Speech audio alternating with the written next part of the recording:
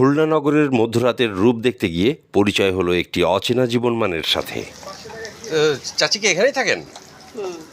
বাড়ি কোথায় ছিল আপনার? আমার বাড়ি ছিল কোথায়, সারা বাংলাদেশে থাকি। আচ্ছা আচ্ছা আচ্ছা আচ্ছা। আবার সারা পৃথিবীতেও বাড়ি আছে। আচ্ছা, লন্ডন আছে, ইংল্যান্ডে আছে। মাশাআল্লাহ, সেই অবস্থা। নগরের প্রধান সড়কের পাশে বা বাস স্ট্যান্ড সংলগ্ন ফুটপাতে চালহীন এমন একাকী জীবন যাপন করেন যারা, সাধারণ হিসেবে তাদেরকে আমরা পাগল বলেই জানি। বাহ, দারুণ সংসার। আপনার রান্না দেখে তো মেহমান হতে ইচ্ছা করতেছে। জি, মনে হচ্ছে আমরাই থাকি আপনার রান্না খাওয়ার জন্য। কি কি রান্না করতেছেন আজকে? এতে রান্না করেছি তরমুজ আর এবার দেবো এগুলো ঢেঁড়স ঢেঁড়স ভাজি করি। ঢেঁড়স ভাজি। আর ভাত করছেন? ভাত রান্না করছি, করবে। রান্না করবেন কিসে ভাত? এইতে রান্না।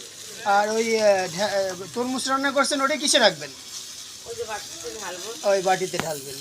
তরমুজের ভিতরে কি ঝাল দিয়েছেন? হ্যাঁ, ঠিক আছে। বাহ। আর জ্বালানি কি? এর ভিতরে কি দিয়েছেন? কাঠ? কাঠ দিয়ে রান্না করে আজকে কাঠ নাই, চুরি করে নিয়েছি কাঠ। চুরি করে নিয়ে গেছে?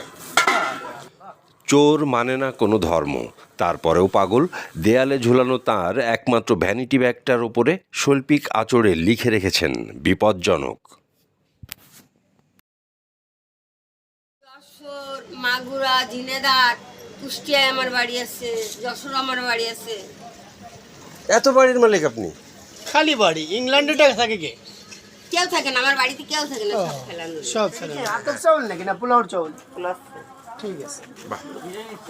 ওই যে ওই বাড়িতে আসবো বলে আমি আসতে যাই, আমি ওই যে ঢাকার থেকে আসে ওই ইতে অ্যাক্সিডেন্ট করছি, বললি আমার লেডিস ব্যাগ ছিল, সেই কাপড় চুপ ছিল, টাকা পয়সা ছিল, সব নিয়ে গেছে লুটপাট করে নিয়ে যে। এবারে সেই বাড়ির, আমার এই বাড়ির চাবি ছিল, সে বাড়ির চাবি নিয়ে এসে ঢুকে করছে, সে মারা গেছে, আমার নিয়ে আমি লিখে দিয়ে গেছে। পাগলের রান্নার আয়োজন দেখতে এসে কথায় কথায় অনেক কথা হলো। তার সাথে কথা বলায় যতটা তাকে পাগল মনে হয়েছে, তার চেয়ে অনেক বেশি মনে হয়েছে সাধারণ বিপদগ্রস্ত মানুষ। কারণ আজকে 2010 2010-এ? বাবা, ঢাকার থেকে ঢাকার থেকে? একদম ঢাকা 11:30। আচ্ছা,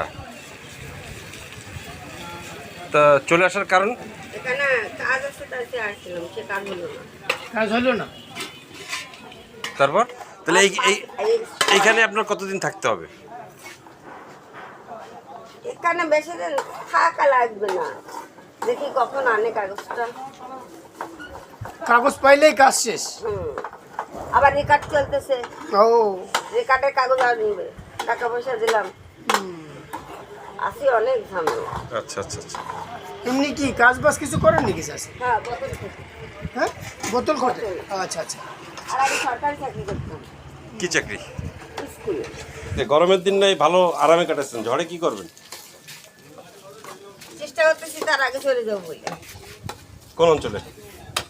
ও মুন্সিগঞ্জে যাবো, না একটা কয়রা উপজেলা যাবো। ঠিক আছে, তাহলে কয়রায় যে আপনারে খুঁজে পাবো কিভাবে, কি নামে কি কব? কয়রা উপজেলা যেতে হবে, যাই আমাকে যদি খোঁজেন বলবেন কি এখানে সতীকনুর নামে একজন মাস্টার ছিল, হেডমাস্টার, সে মাস্টারের বাড়িটা করি। আমার ওই যে স্কুল থেকে বেশি দূর না আমার বাড়ি, দোতলা। তার কথা বলায় যে সাবলীলতা, উত্তর আর প্রশ্নের সরল ধারাবাহিকতা এবং জীবনের যতটুকু গল্প তিনি শুনিয়েছেন, সত্যি বলতে সেখানে পাগলামির রূপ খুব একটা নেই বললেও চলে। আপনাদের কথা বলছেন এরকম? এমনি ভালো স্বাভাবিক মানুষ হিসেবে চেনেন নাকি পাগল হিসেবে চেনেন? আমরা পাগল মানে হালকা মানে কাজ ছড়াই বলি। আচ্ছা, আজকে কি মনে হলো এতক্ষণ কথা বলার পরে? কথা তো বোঝা যাচ্ছে ওনার স্পষ্ট, ওনার কিছুটা ভালো বানাচ্ছে বিষয়, তাই না? আমার কাছে তো মানে কোনো অসুবিধাই মনে হচ্ছে না, আমি তো জীবনের প্রয়োজনে এই ধাপে আসছি। হ্যাঁ হ্যাঁ, এটা জীবনের প্রয়োজনে এটা কষ্ট করা হচ্ছে, তাই না? হ্যাঁ। আমার এমনি কোনো মাথায় ইয়ে না, আর আমার নিজের একটা রোগ ছিল, তার জন্য আমি সত্য মিথ্যে বা তার জীবনের মান আপনারাই নির্ধারণ করুন। আমরা শুধু খুলনার রাতের রূপ দেখতে গিয়ে আজ রাত 3টের সময় পরিচিত হওয়া এই মানুষটির কাছ থেকে জেনে নেওয়া কিছু তথ্য শেয়ার করি আপনাদের। মিষ্টভাষী মানুষটির নাম মোসাম্মদ সতী কোহিনুর নয়ন। পেশায় ছিলেন কয়রা অঞ্চলের শিক্ষক। বর্তমানে ফুটপাতের জীবনে প্লাস্টিকের বোতল কুড়িয়ে কাটছে তার। পয় পরিষ্কারের জন্য ব্যবহার করেন আশপাশের পুকুর। তিনি নিজেই রান্না করে খান। অন্য চালের ভাত খেলে পেটের মধ্যে ব্যথা হয়। একদিন খালে আরেকদিন খাতে না। পোলাও চালের ভাত ছাড়া তিনি খেতে পারেন না। ইচ্ছে মতো খাবার জোগাড় না করতে পারলে না খেয়ে কাটান তিনি। রান্না করি না, জিজ্ঞাসা করেন। এবং এই ফুটপাত জীবনে বেঁচে থেকে নিজের আপন ঠিকানায় ফিরে যাবার দিন গুনছেন তিনি। কাপড় নেই, কাপড় দিয়ে ধরেন, কাপড় দিয়ে ধরেন। না মোসাম্মদ সতী কোহিনুর নয়ন খুব শীঘ্রই নিরাপদ আশ্রয় যা তার প্রাপ্য সেখানেই ফিরে যাবার সক্ষমতা অর্জন করবেন সে আশায় আজ বিদায়। ঠিক আছে চাচি, থাকেন, খোদা হাফেজ, ভালো থাকেন।